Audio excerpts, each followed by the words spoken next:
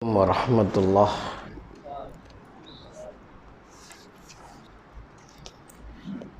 Alhamdulillahi rabbil alamin.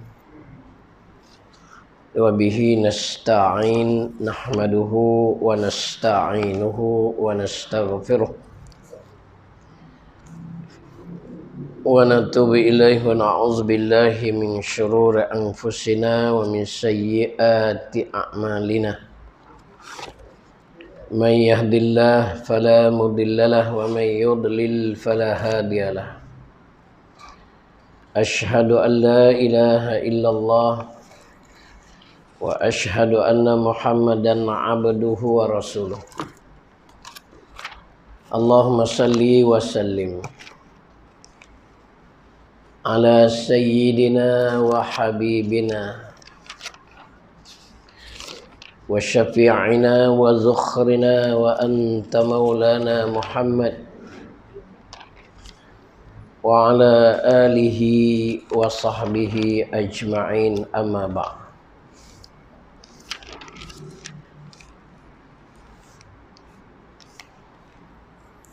Qala Allah subhanahu wa ta'ala, a'udzu billahi minasy syaithanir rajim. Bismillahirrahmanirrahim. Wa qadha rabbuka alla ta'budu illa iyyahu wa bil walidaini ihsana. Wa qala Allah subhanahu wa ta'ala, wa ma arsalnaka illa rahmatan lil alamin. Alhamdulillah, dengan izin Allah dapat kita bersama lagi malam ni. InsyaAllah kita sambung lagi kisah dan cerita berkaitan dengan Maulidur Rasul sallallahu alaihi wasallam. Sebelum itu mari kita ingatkan kembali selawat yang telah diberikan, selawat jasad, roh dan qalbu. Ingat tak lagi? Tak ingat? Kita ulang sekali lagi malam ni. Bismillahirrahmanirrahim. Allahumma salli wa sallim ala sayyidi wa habibi wa tabibi qalbi wa jasadi wa ruhi sayyidi Rasulillah Muhammad ibni Abdillah as-sadiqil amin wa ala alihi wa sahbihi ajma'in.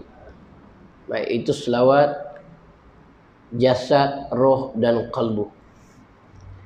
Dan mari kita baca satu doa, yang mana doa ini Nabi sebut, kalau sekali kita baca, insya-Allah Allah akan hindarkan kita daripada masalah penyakit angin ahmar.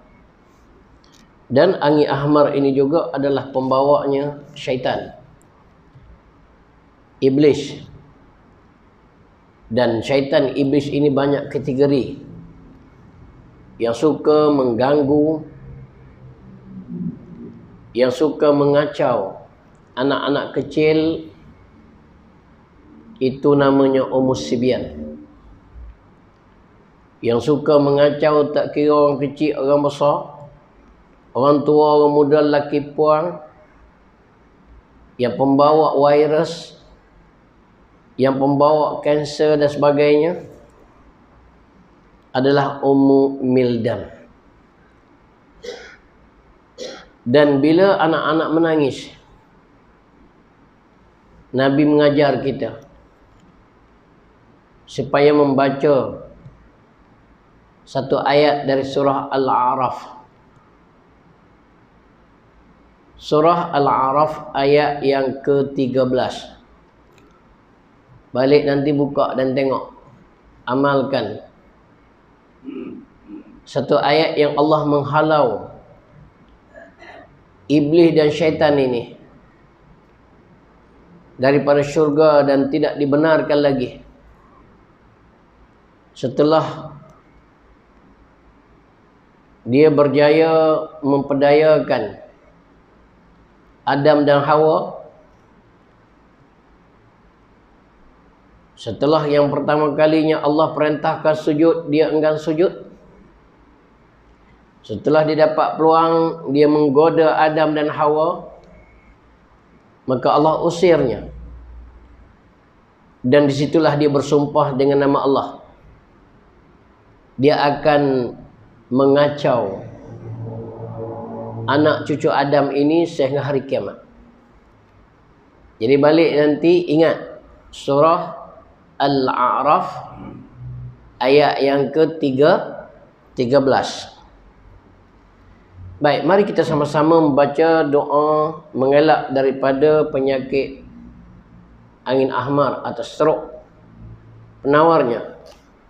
Baca ikut. Bismillahirrahmanirrahim. Bismillahi wabillahi Allahu Akbar. Rabbul malaikah wa Rabbul arshil azim wa Rabbul anbiya'i wal mursalin wa Rabbul khalaiq ajma'in la ilaha illa anta subhanaka inni kuntu minaz zalimin. La ilaha illa anta subhanaka inni kuntu minaz zalimin wa ufawwidu amri ila Allah innallaha basirum bil ibad. Rabbi anni massaniyad durru wa anta arhamar rahimin. A'udzu bika an zil jabarut ya zal jalali wal ikram subhanahu wa ta'ala tasbihan katsira.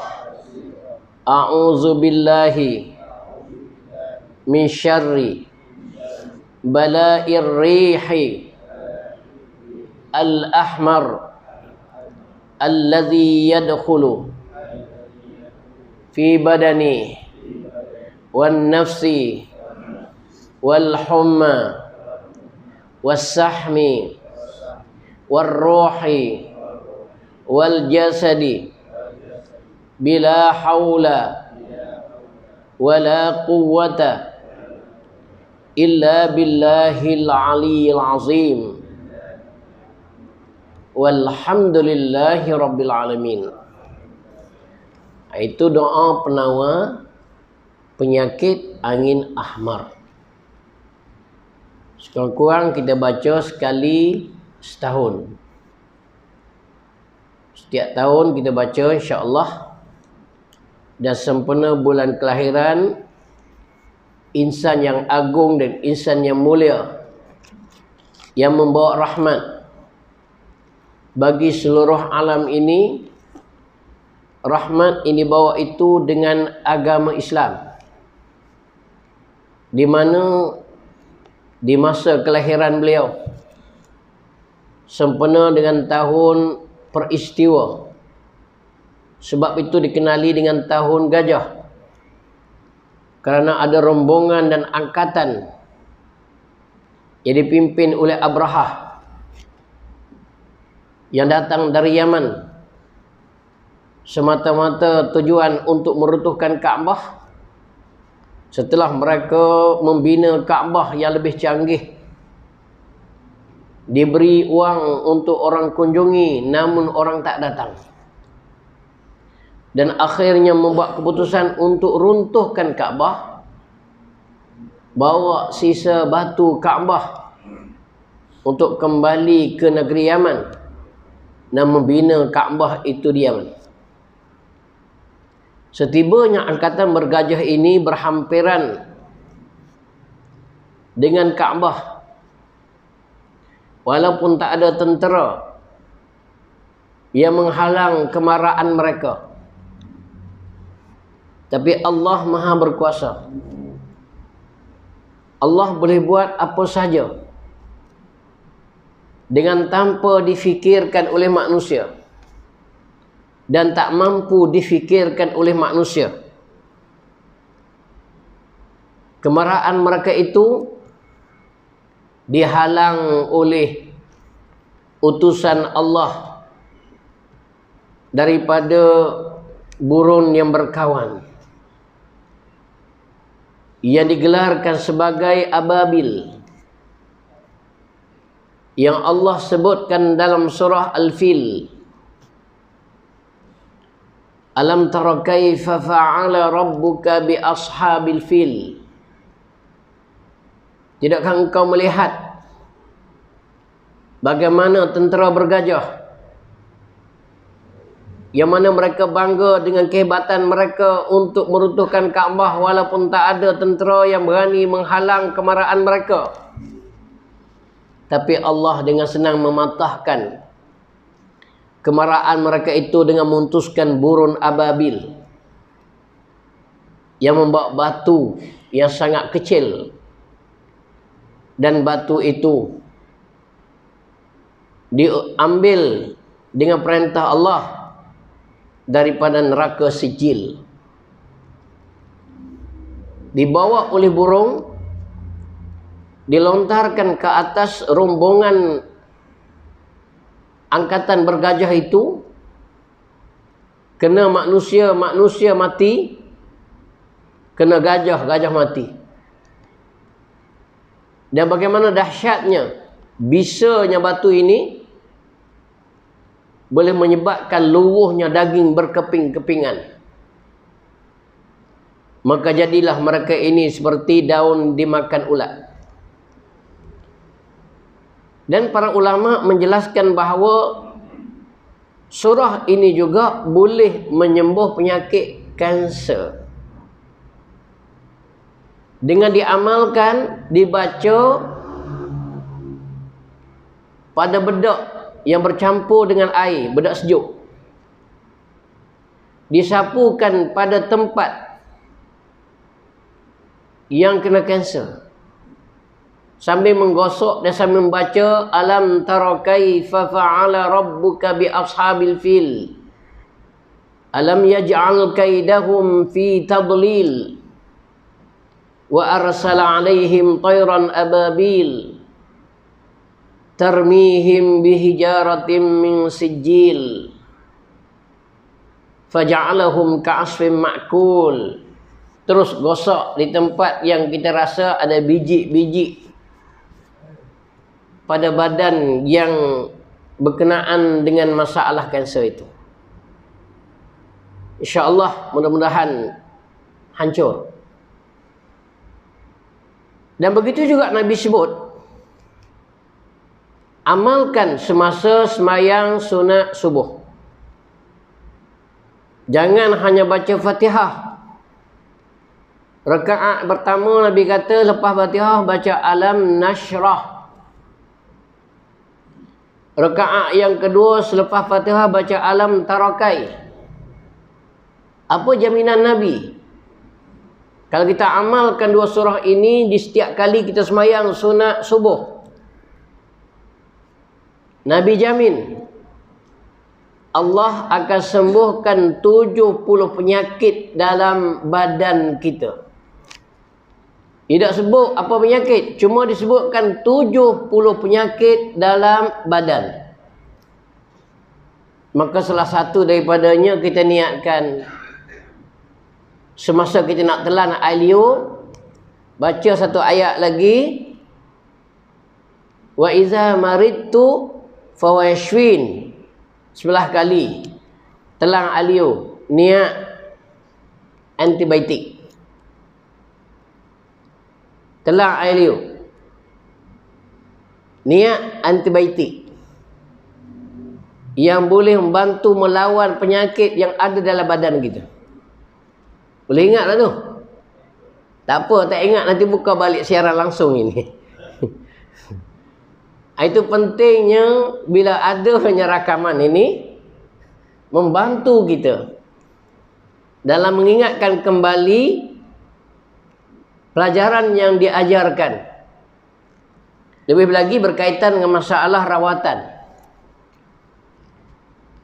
Jadi Nabi SAW lahir tahun gajah, tahun yang mana tentera daripada Yaman yang datang dengan rombongan bergajah dengan tujuan untuk runtuhkan Kaabah dimusnahkan oleh Allah Subhanahu wa taala dengan begitu mudah dan senang.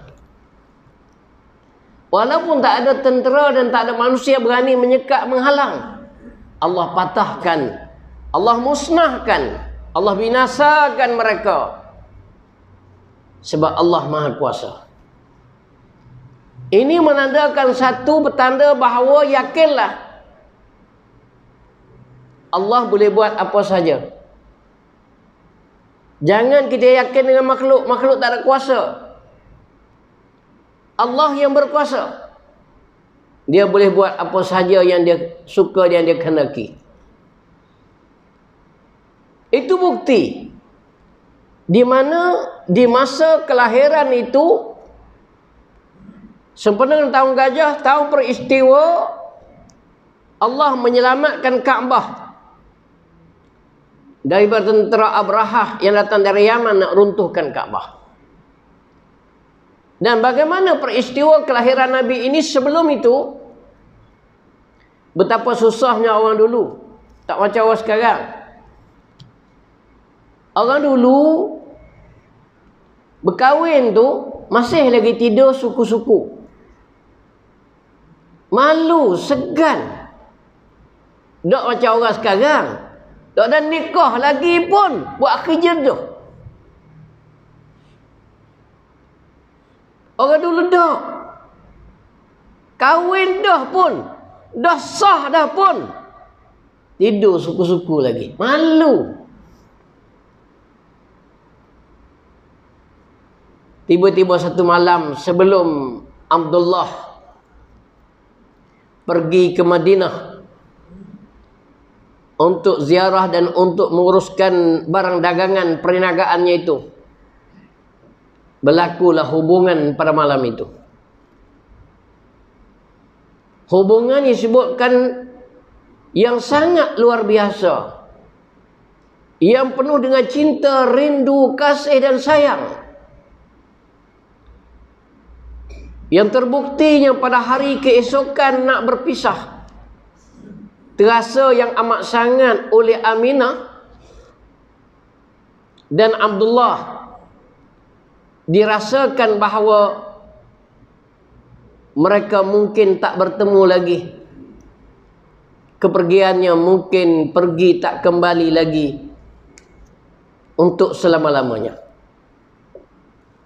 Dan perasaan itu memang jelas berlaku.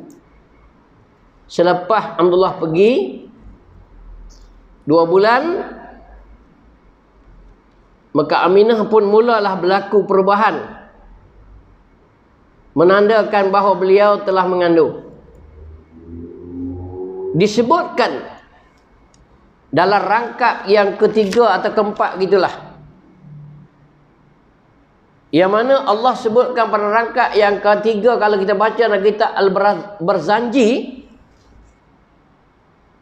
yang sering kalau dahulu memang boleh sebut maulud, kalau tak baca Zangi tak sah. Sekarang ni ya, tak apalah tak baca Zangi pun. Kalau dulu sampai ada pertandingan, perlawanan, meriahnya, bukan setakat bahasa Arab, bahkan sebut dengan bahasa Melayu sama. Antaranya dijelaskan bahawa di rangkap yang 3 yang telah dikarangkan oleh Ja'far ini, ولما أراد الله تعالى إبراز حقيقته المحمدية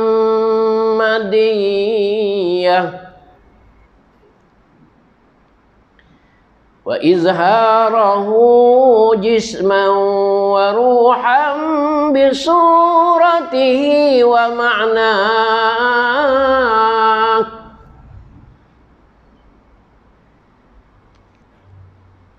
Allah menjelaskan, dan bagaimana pengarang kita ini jelaskan dalam susunan yang telah dibuat dalam kitab itu, apabila Allah hendak melahirkan Nur Muhammad ini ke alam yang nyata, bertubuh badan, bernyawa, berupa dan bersifat dengan sifat-sifat kebatinannya yang ada, yang Allah tarbiyah sendiri. Dengan dimatikan ibunya semasa dia masih kecil, dengan dikeringkan air susu ibunya supaya Nabi SAW mempunyai ibu yang ramai. Sehingga hari ini kita perlu ingat, bila isteri kita menyusukan anak, ingat-ingat, jaga-jaga. 5 kali kenyang, anak yang disusukan itu tak boleh nikah dengan anak kita. Karena itu adalah anak susuan. Tapi kalau hak tua macam ni hak anak tak isyak, dah bekok saja daripada bazir, diisyak bukan jadi anak, dia tak jadi anak. Dah boleh pun daripada perah duk bazir gitu. Takut ada hak jenis giang macam tu lah, berubuk dengan anak. Tak ada masalah. Ada yang tanya soalan pula, dah boleh ke? Tak ada masalah. Boleh. Sebab kaedahnya berapa tahun ke bawah yang dikira anak susuannya. Dan kalau tua macam ni dah, tak ada masalah lah. Daripada membiarkan isteri bekak susu, diperahnya, dibuang membazir. Ambillah peranan, bukan senang tu. Khasiat yang sangat tinggi, yang luar biasa. Jangan perah bazir buang gitu je. Zaman Nabi, Allah keringkan air susu ibunya.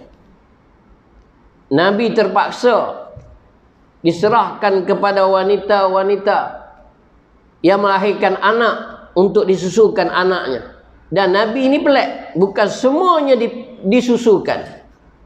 Bukan semua puting wanita itu diisapnya. Hanya orang-orang tertentu yang dipilih saja. Antaranya Suwaibatul Aslamiyah, merupakan ibu susu Nabi yang sangat miskin, susah, dihina oleh orang kerana kemiskinannya.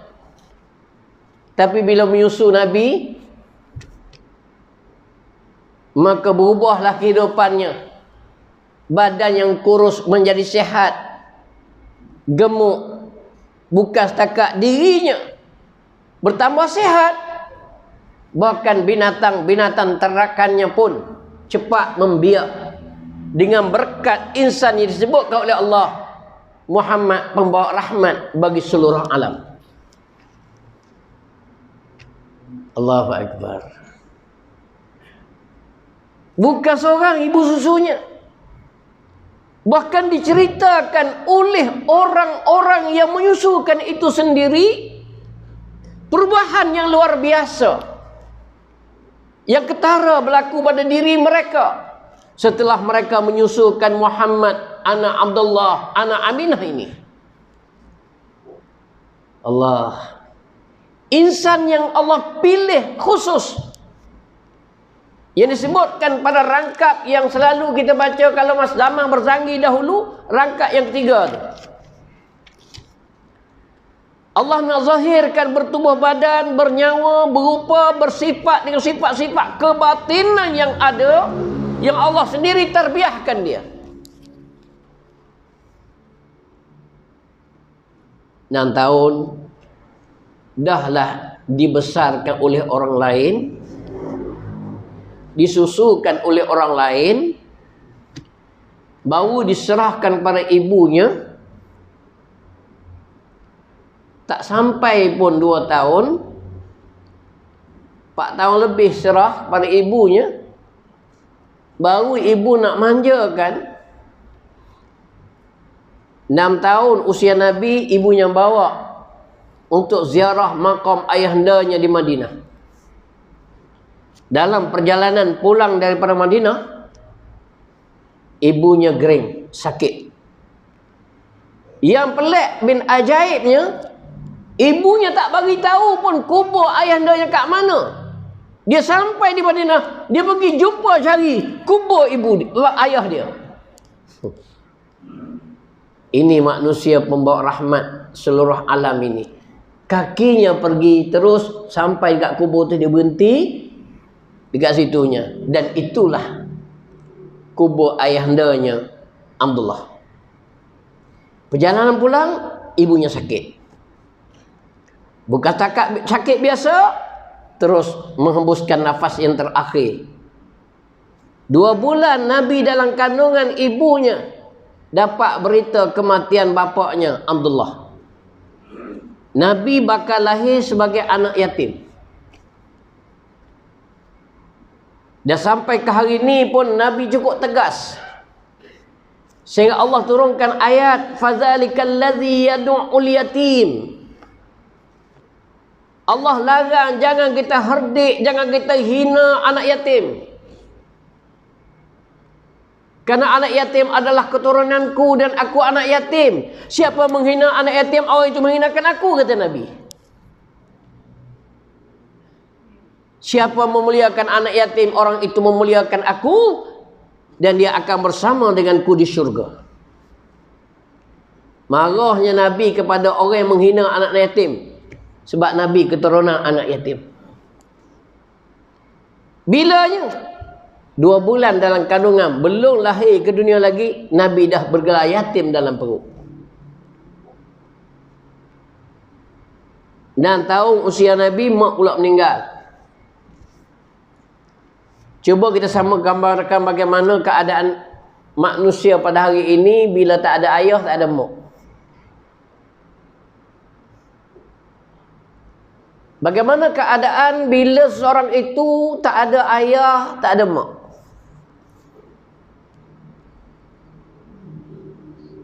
Sedangkan Nabi SAW ini diterbiah direct oleh Allah.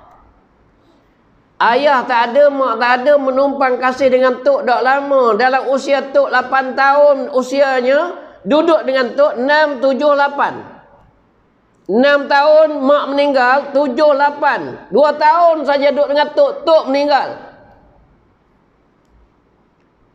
Hari ini kita banyak kisah, baca tengok kisah-kisah yang berlakunya. Mak sakit, Tok cari makan, lepas Tok meninggal, ayah tak ada. Bayangkanlah bagaimana. Iaitu mak ayah aksiden meninggal, tinggal berapa beradik mereka hidup tanpa ibu dan ayah. Ibu dan ayah mereka pergi buat selama-lamanya. Mereka tidak akan susah kalau mereka faham sejarah ini. Nabi SAW menumpang kasih dengan bapa saudara. Dalam usia 8 tahun duduk dengan pak saudara, Nabi buat segala-gala kerja. Ringannya tulang Nabi, bukan pemalas. Nabi bela kambing, Nabi ambil upah bela kambing dan sebagainya. Nabi bercocok tanam. Usia 12 tahun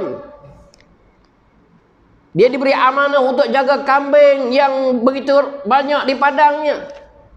Berjaya Nabi. Nabi berusia 15 tahun ditawarkan untuk menguruskan perniagaan. Tanpa belajar dengan mana universiti dan mana-mana sekolah. Direct Allah ajarkan beliau. Tetapi berjayanya dia ternak dan berjayanya Nabi membuat ekonominya dengan perniagaan yang luar biasa, yang hari ini tak ada manusia boleh mengatasi perniagaan ini dilakukan oleh baginda Nabi sallallahu alaihi wasallam.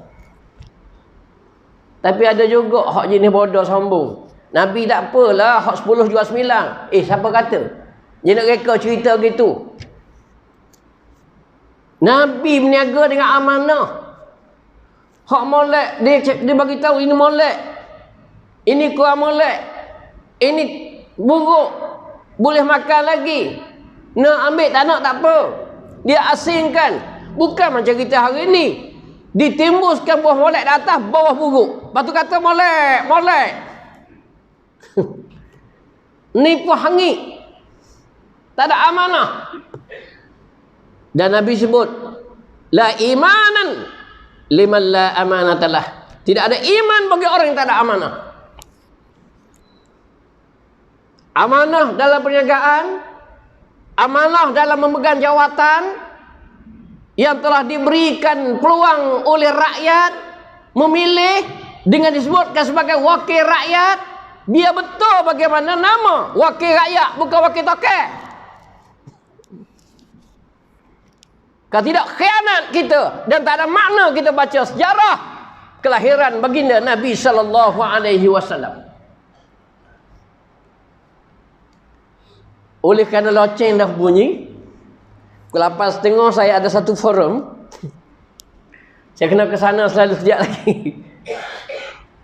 Amalan ni sibuk sikit. Saya tak sempat semaya Isya kat sini, saya akan semaya Isya di sana. Jadi insya-Allah saya umumkan malam ni orang minta tolong solat hajat, ada saudara kita Cik Ahmad bin Cik Mi ni, satu keluarga akan berangkat ke Tanah Suci untuk menunaikan ibadah umrah. Baru ni sahabat kita sekembali daripada umrah meninggal di atas penerbangan. Dan alhamdulillah selamat dikebumikan. Rombongan yang bersama dengan Taif Travel, kawasan rumahnya di Mok Cili. Kenal kan? Adnan kan? Meninggal di atas kapal terbang dalam perjalanan pulang daripada Tanah Suci menunaikan umrah. Allah telah ambil nyawanya sekembali daripada umrah. Masa gambar di sana tu ceria sangat. Kematian tidak mengenali usia, tempat di mana sehat ke sakit. Bila sampai masanya, iza jaa ajaluha la yastakhiruna sa'atan wa la yastaqdimun. Dan insya-Allah kita doakan mudah-mudahan ya, nanti saya akan buat kat sana. Nama dah ada dalam kepala saya dah ni. Dan yang kat sini tolong selesaikan buat kat sinilah Pak Isya nanti. Semoga perjalanan beliau sekeluarga selamat pergi selamat balik dan Allah permudahkan urusannya, amin ya rabbal alamin. Jadi saya tak dapat bersama semaya Isya, saya kena ke sana. Minta maaf banyak-banyak lah. Ya. Dan insya-Allah mudah-mudahan bulan depan kita jumpa lagi. Kalau diizinkan kita sambung lagi kisah Maulidur Rasul ini. Ya, sebab jangan hanya bulan Maulud saja kita berkisah berceritanya. Dan rasa-rasanya dah lagi awal bulan depan ni kita akan bercerita di malam Jumaat pertama tu. Sambungan di bercerita ini panjang lagi ceritanya. Dan kita akan bagi amalan-amalan tip-tip yang telah pun diajarkan oleh Nabi sallallahu alaihi wasallam untuk kita bersama. Kerana Islam saja penyelesai masalah, Islam saja penyelamat umat dari dunia sampai ke akhirat. Berpegang teguhlah dengan Islam, yakinlah dengan Allah, kerana Allah saja Maha Kuasa, makhluk tak ada kuasa apa pun. Yakinlah, dan jangan kita yakin dengan ubat, dan jangan kita yakin dengan makhluk. Allah bagi penyakit, Allah bagi sembuh. Yang penting terus kita bersabar dan minta pertolongan Allah, bagaimana Allah dah pesan, wasta'inu bis sabri. Mintalah pertolongan dengan sabar, wassalah dan sembahyang. Ya, dengan sabar, dengan sembahyang ini dah banyak yang amat sangat berlaku di Sungai Buaya dekat Rawang, sampai dah diberi tempoh kematiannya. Tak ada ubat lagi. Terus ramai dia jumpa ustaz-ustaz, apa yang patut dia buat dengan sisa baki yang tak tahu lagi bila mati. Banyakkan istighfar, banyakkan selawat, kurangkan tidur malam, banyakkan baca Quran, banyakkan doa. 3 tahun dia buat berturut-turut. Ya. Doktor kata tak sampai setahun dia akan meninggal. 3 tahun dia buat. Dia sehat. Dia pergi buat pemeriksaan. Dah tak ada penyakit 100% pada badannya. Inilah permohonan keyakinan kita dengan Allah. Sebab Allah bagi penyakit, Allah juga bagi sembuh. Allah lebih tahu. Allah nak tengok setakat mana kita minta dengan dia. Kita ni kadang-kadang selalu gantung sangat dengan orang. Sebab tu kena tipu sokmu. Baru ni kena tipu dengan kawi. Kena tipu dengan kawi. Hak cocok booster pun kena kawi lagi. Hak tak cocok tak kena. Allahu Akbar. Pada kena bodoh gitu ya. Ya. Padahal penyakit tu penyakit biasa je. Dulu pun ada dah demam-demam begitu. Sebab ini digembar-gemburkan oleh dunia-dunia Yahudi yang mereka nak jual barang-barang mereka, nak naikkan ekonomi mereka, yang mereka telah banyaknya stok barang-barang itu. Macam mana laku? Maka ini caranya, digembar-gemburkan. Sedangkan kawi ada ubat? Ada ubat? Tak ada. Duk hospital ada bagi ubat? Tak ada. Panado juga. Panado juga. Tak bagi orang tu jaga, tak bagi orang jaga, tak bagi orang melawat. Lagi sakit jiwa, lagi tekanan. Pas mati tak boleh nak uruskan. Teruknya, dahsyatnya. Masya Allah. Sampai hilang pergantungan kita dengan Allah Subhanahu wa ta'ala. Jadi yakinlah anda, ya, mudah-mudahan Allah akan permudahkan urusan kita. Amin ya rabbal alamin. A'udzubillahi samii'il 'alim minasyaitonir rajim. Bismillahirrahmanirrahim. Alhamdulillahirabbil alamin wa bihi nasta'in wa sallallahu ala sayidina Muhammad wa ala alihi wa sahbihi ajma'in. Allahumma rabbana atina fid dunya hasanah wa fil akhirati hasanah wa qina azabannar. Walhamdulillahirabbil alamin. Wassalamu alaikum warahmatullahi